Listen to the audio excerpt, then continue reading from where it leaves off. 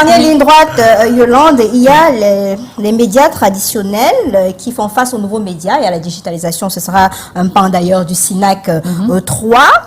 Comment on fait pour ne pas se retrouver avalé par ces nouveaux médias aujourd'hui?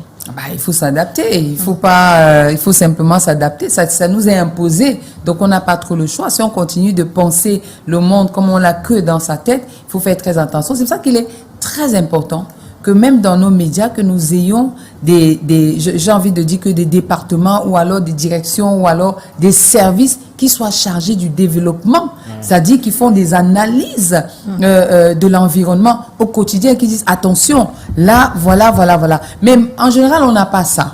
On n'a pas ça, on continue, on se dit, ah non, tant que les gens regardent, ça va. Non, il y a beaucoup de gens qui nous écrivent même, donc ça va. Non, il y a un outil qui arrive, l'IA, qui vient nous avaler, il y a tout ce qui est digital. Il faut se réinventer tous les jours parce que le téléspectateur, l'auditeur est aujourd'hui divers parce qu'il voit de tout et partout. Le monde à la minute, à la seconde même. Il faut absolument être en veille de manière permanente. Ça, c'est obligatoire. On n'a plus le choix aujourd'hui.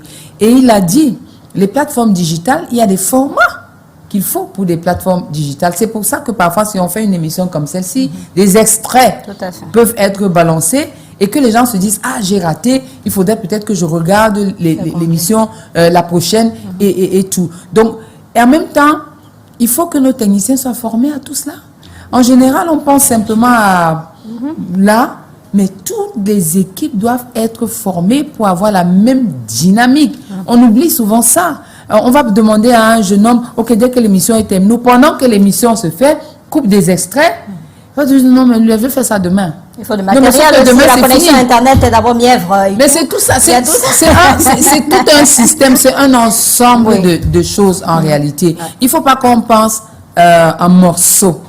Il faut vraiment prendre le bœuf entier et maintenant de se dire, dans le bœuf, il y a chaque pièce qui compte et ces pièces-là, il faut qu'elles soient ensemble pour que le système fonctionne. Donc, et je continue de dire que pour que l'État qui tient le système nous suive, c'est nous désormais qui devons aller vers l'État avec les propositions de solutions et même qu'on leur dise où est-ce qu'ils peuvent trouver de l'argent pour accompagner. Et on arrête de crier sur la redevance audiovisuelle, il y a d'autres moyens de trouver l'argent. Il a parlé de téléphone. Non, il a parlé de téléphone. Ce téléphone-ci aujourd'hui doit pouvoir financer l'audiovisuel, le privé.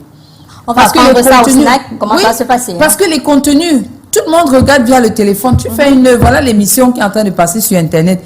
Est-ce que même les gens qui font l'Internet et tout ça,